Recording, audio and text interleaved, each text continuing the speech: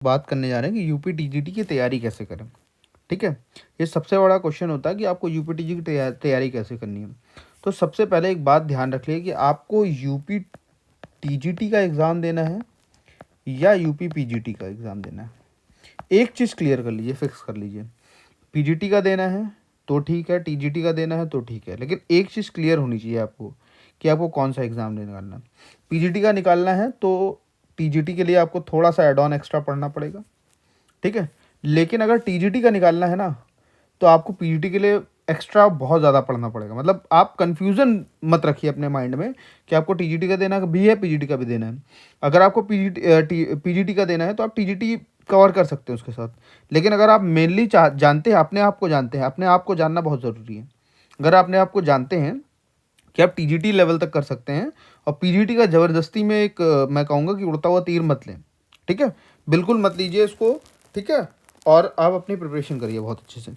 ठीक, तो इसमें सिलेबस के हिसाब से चलना बहुत ज़रूरी है। ठीक, अगर आप सिलेबस के हिसाब से नहीं चलेंगे, आप कितनी किताब लगा लीजिए, किधर उधर के क्वेश्चन पेपर लगा लीजिए, इधर उधर के प्रैक्टिस सेट लगा लीजिए, किसी कोचिंग के नोट्स लगा लीजिए, कुछ भी लगा लीजिए, आप अच्छा नहीं कर पाएंगे। ठीक है, अगर आप सिलेबस के अकॉर्डिंग चलेंगे, सिलेबस के अकॉर्डिंग बुक चूज़ करेंगे, उसी के हिसाब से चलेंगे, तो आप बहुत कुछ लगा सकते हैं। ठीक है, अगर आप अकॉर्डिंग टू सिलेबस नहीं चलेंगे, आप कोई बुक प्रैक्टिस करने लग जाएंगे या कुछ करने लग जाएंगे, तो आप उसको अच्छे से नहीं कर सकते। जैसे फॉर एग्जांपल मैं बात करता हूँ यहाँ पे आकर के, सिलेबस में देखिए यहाँ पे वेक्टर के बारे में बताया गया है ना। सिलेबस में वेक्टर के बारे में बताया गया है यहाँ पे। तो वेक्टर में क्या बताया गया, उसका भाई कार्टेशियन फॉर्म बताना है।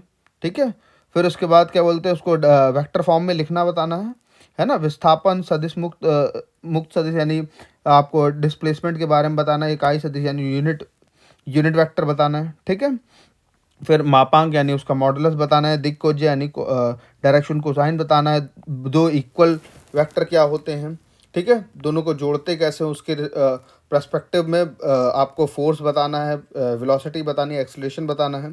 ठीक है, इनका कॉम्बिनेशन बताना है, दोनों के बीच में डिफरेंस, सापेक्ष वेग मतलब रिलेटिव वेलोसिटी के बारे में बताना है, दो सदिशों व अदिशों का सदिश और अदिश गुणनफल यानी वेक्टर प्रोडक्ट और डॉट प्रोडक्ट बताना है। ठीक है, कार्य की गणना यानी वर्क बताना है, यानी एफ डॉट डी है ना, एफ डॉट डी के बारे में बताना है, डॉट प्रोडक्ट बताना है। ठीक, बलाघूर्ण यानी टॉर्क के बारे में बताना है। ठीक है, यानी क्रॉस प्रोडक्ट की बात बताना है। और सदिशों का त्रिगुणन मतलब ट्राई प्रोडक्ट जो होता है हमारे पास। ठीक है, ये ठीक इसके बारे में बताना है। बस इसके सिवा कुछ भी एक्स्ट्रा नहीं पढ़ना है यहाँ पे। अब आप कुछ लोग 3D पे पढ़ने लग जाते हैं, सब कुछ पढ़ने लग जाते हैं, तो इतना ज़्यादा डिटेल में नहीं पढ़ना है आपको यहाँ पे। अकॉर्डिंग टू द सिलेबस पढ़िए।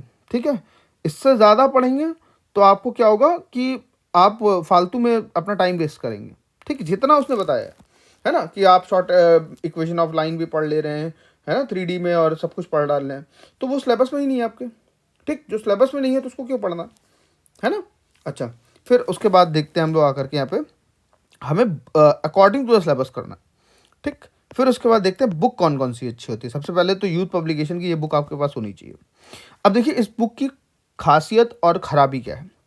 अब इस बुक में अगर आप गौर से देखें तो इस बुक में सब कुछ बहुत, ये टीजीटी भी प्रिंटेड है, पीजीटी भी प्रिंटेड है, एलटी भी प्रिंटेड, एलटी ग्रेड के भी क्वेश्चन है, जीआईसी के भी क्वेश्चन है, और दुनिया भर के exam, NET, GATE, assistant professor, सब कुछ।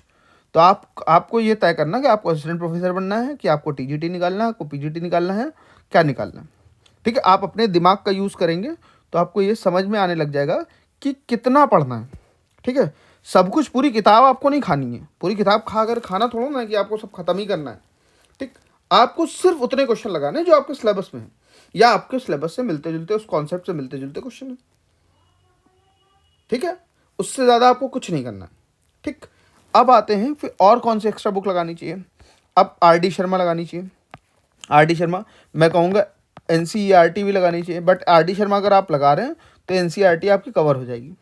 ठीक, हर्षरूप शर्मा की 6 किताबें लगा लें, लेकिन बहुत ज़्यादा डिटेल में जरूर पढ़ें इनको, क्योंकि क्वेश्चन जो होगा एग्जाम में ज़्यादातर यहीं से आ जाता है उठ करके। जैसे प्रोबेबिलिटी का क्वेश्चन हो गया, इसी में से आ जाएगा सीधे सीधे आपका, है ना। आरडी और ये दोनों अगर आपने लगा रखी है तो आपका क्वेश्चन उसके बाहर नहीं जाएगा।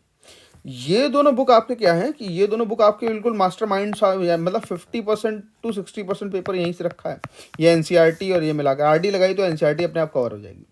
हर्षरूप शर्मा मिला करके आपको। ठीक, बीएससी की कोई भी बुक ले लीजिए, ओनली कॉन्सेप्ट बेस पे।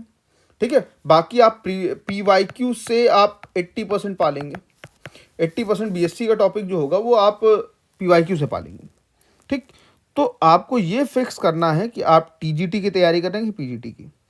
तो टीजीटी की अगर कर रहे हैं तो चीता मत बनिए बिल्कुल भी, आप सिर्फ टीजीटी पे फोकस करिए। आप उसका सिलेबस एक दिन में आपके पास, आप उसको फोकस करिए कि आप कितना टॉपिक एक दिन में कवर कर सकते हैं। अगर आपको एक दिन में कॉम्प्लेक्स नंबर कवर करना है तो कायदे से पॉइंट वाइज सिलेबस को नोट करिए और उसके हिसाब से आप तैयारी करिए। ठीक है, अगर आपको लग रहा है कि इससे ज़्यादा नहीं कर पा रहे हैं, ठीक है, तो एक दिन में, 2 दिन में, 3 दिन में लगाइए, 4 दिन में लगाइए, लेकिन एक हेडिंग, एक पॉइंट पूरा कवर करिए। फिर नेक्स्ट डे, जैसे ये कोऑर्डिनेट ज्योमेट्री बहुत बड़ा टॉपिक है, इसमें 4-5 दिन लगेंगे, 6 दिन लगाइए, 10 दिन लगाइए, लेकिन अच्छे से कवर करिए उसको। आप बस इतना सिलेबस, अगर ये पेज बहुत अच्छे से कवर कर ले गए, तो आप सिलेबस का पेज बहुत अच्छे से कवर कर लेंगे तो समझ लिया आपकी तैयारी बहुत अच्छी होगी। ठीक है, और अगर आप सिलेबस का पेज छोड़ करके दुनिया भर की बातें पढ़ेंगे, या कोई आपको कठिन क्वेश्चन लगा रहा है या कुछ कठिन क्वेश्चन दे रहा है, आप वो सब प्रैक्टिस करेंगे, तो यकीन मानिए कि आप एग्ज़ाम नहीं क्वालिफाई कर रहे हैं। आप सीख बहुत कुछ जाएंगे लेकिन एग्ज़ाम नहीं क्वालिफाई। मेन फोकस आपका एग्ज़ाम क्वालिफाई करना है और कोई फोकस आपका नहीं होना चाहिए। ठीक है, तो उम्मीद करता हूँ आपको ये वीडियो समझ में आया होगा, पसंद आया होगा।